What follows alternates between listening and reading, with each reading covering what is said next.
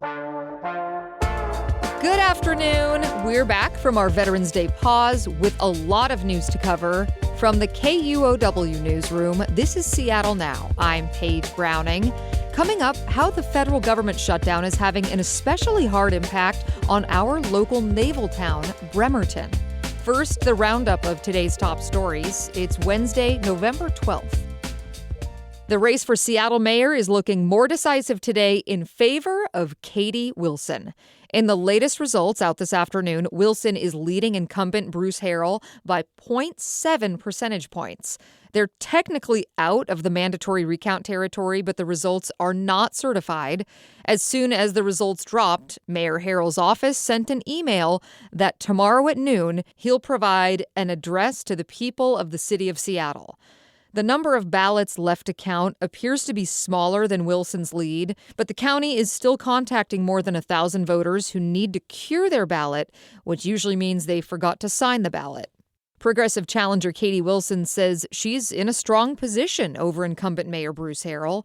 Amy Radel spoke with her today. Wilson's best known as the longtime leader of a small nonprofit called the Transit Riders Union. But now she says she's excited to see new people taking leadership roles there as she prepares to step away.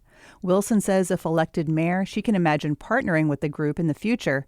But first, she's contemplating a day off with her family. You know, right now I'm on the 22nd floor of the Smith Tower looking out over the water, and I see some ferries out there, and I think a nice ferry trip to Bainbridge Island could be a fun way to spend a day. Wilson was 7 points behind Harrell on Election Day, but overtook him in the ballot count. She says she's working on transition plans. Amy Radel, KUOW News. Meanwhile, Wilson is preparing as if her day job is going to change.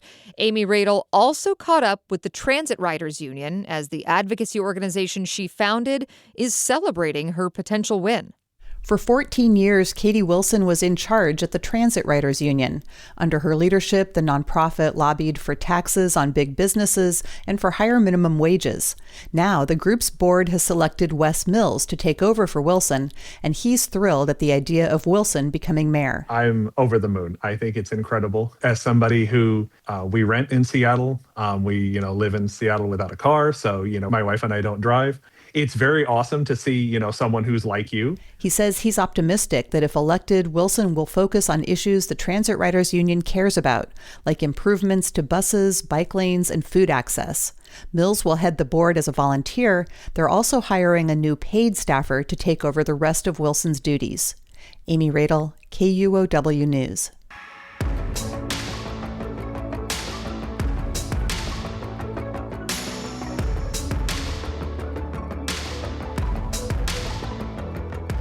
A superpod was in Puget Sound yesterday.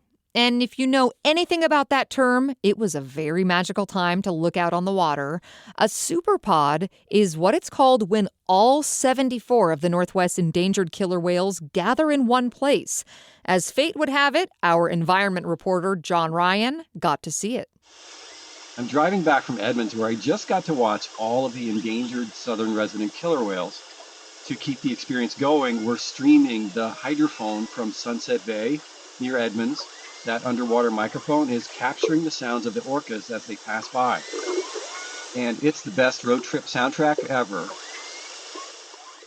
Researchers say the superpods aren't as common as they used to be, but these all-inclusive family reunions are important for the endangered orcas.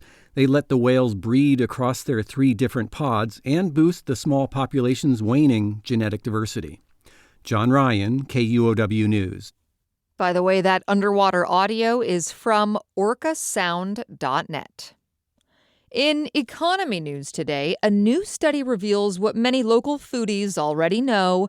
It's gotten really expensive to dine out. Monica Nicholsberg dishes us the latest.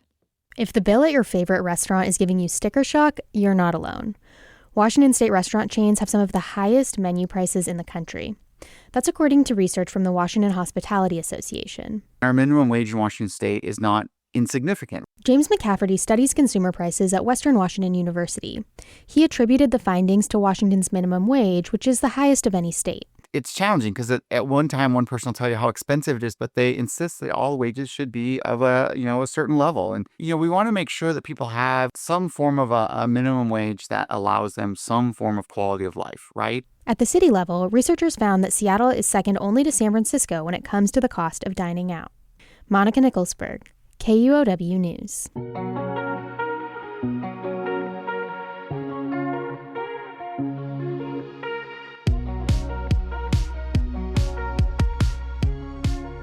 House Democrats from Washington state are warily waiting for a vote on the government shutdown. House Speaker Mike Johnson is predicting that later today the House will vote on the resolution to reopen the government.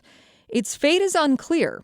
Seattle Representative Pramila Jayapal has laid out why the large majority of Democrats are expected to vote no. It does not extend Affordable Care Act tax credits. We're still following the local impacts of the federal government shutdown.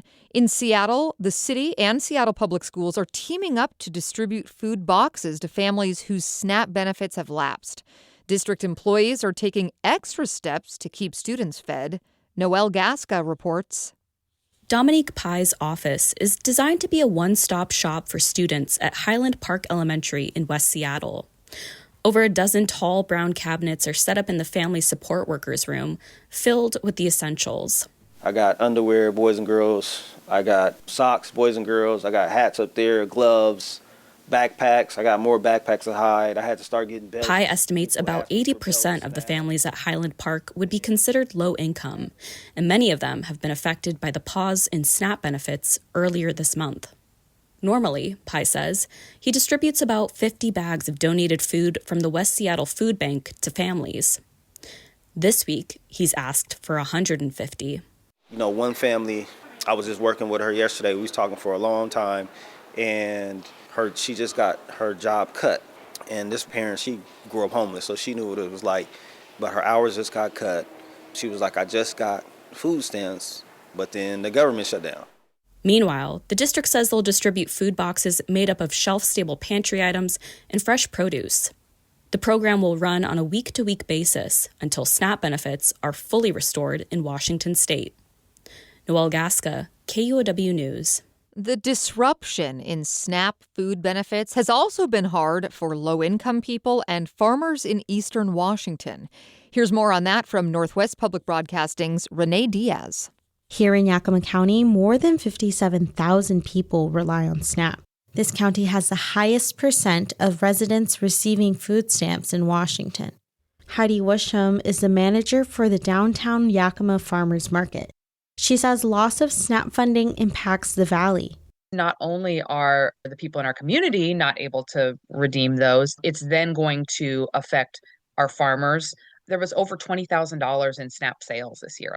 She says that money keeps small farms running and encourages people to get local fresh produce. People can normally use their SNAP benefits at the farmers market. I'm Renee Diaz reporting. Renee Diaz reports for NWPB and the Wenatchee World as a Murrow News Fellow. A quick note tonight, happy birthday to a very special city, Tacoma. Tacoma's celebrating its 150th birthday today. The city was originally named Commencement City after Commencement Bay, but it got changed to Tacoma, which is an approximation of the indigenous name for Mount Rainier.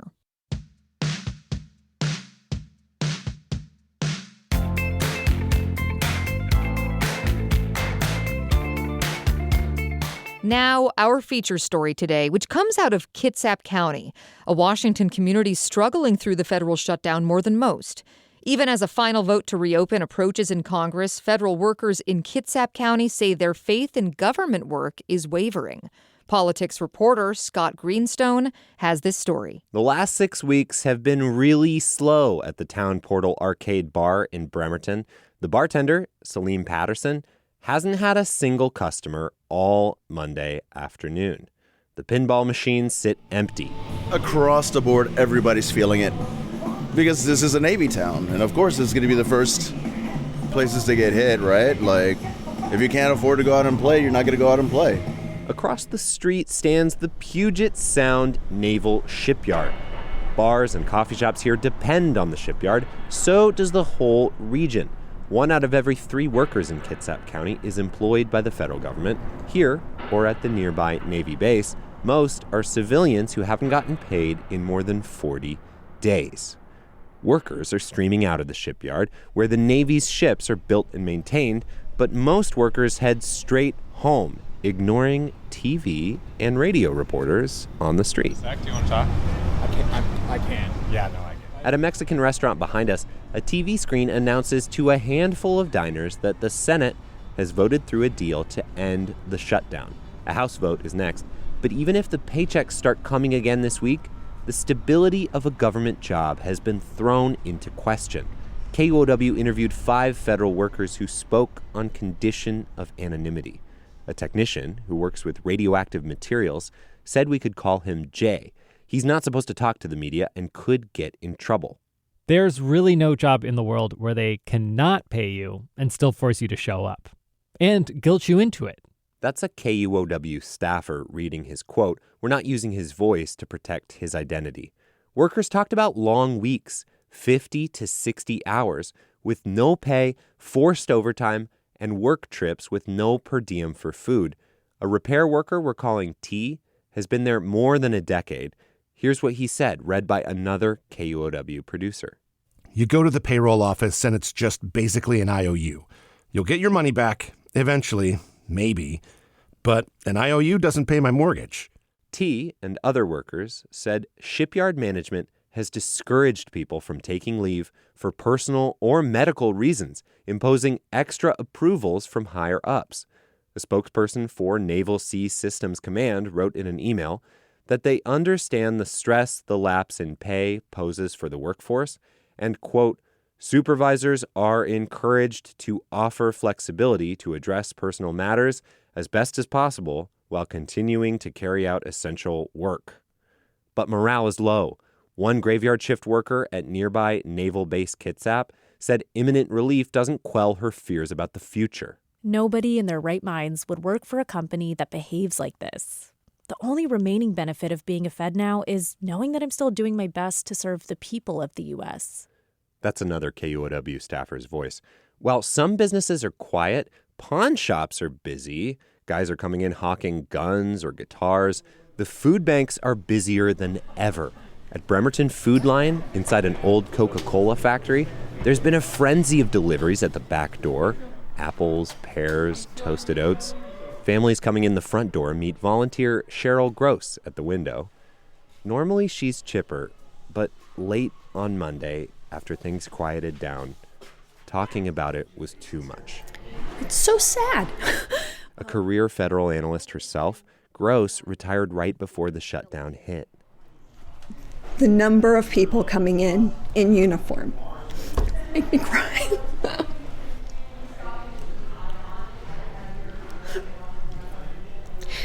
And so many of them saying things like, I can't believe I'm here. Even when the shutdown ends, the food bank will keep its expanded hours through the holidays at least. Unlike the federal workers, the bartenders and baristas, or anyone who had tips or hours cut because of the lull in business, doesn't get back pay. I'm Scott Greenstone in Bremerton. Next time on Seattle Now, Soundgarden was inducted into the Rock and Roll Hall of Fame over the weekend. We'll talk about the Seattle band's influence and legacy. Without Soundgarden, I don't know if Nirvana would have been signed to a major label. I don't know if Pearl Jam would have been signed. Soundgarden really kicked down the door, I think, for a lot of the other grunge bands to follow. Hear that Thursday morning. That's all for today from the KUOW Newsroom in Seattle. Our producer is Brooklyn Jamerson Flowers, and I'm Paige Browning. Seattle Now and KUOW are members of the NPR network. See ya.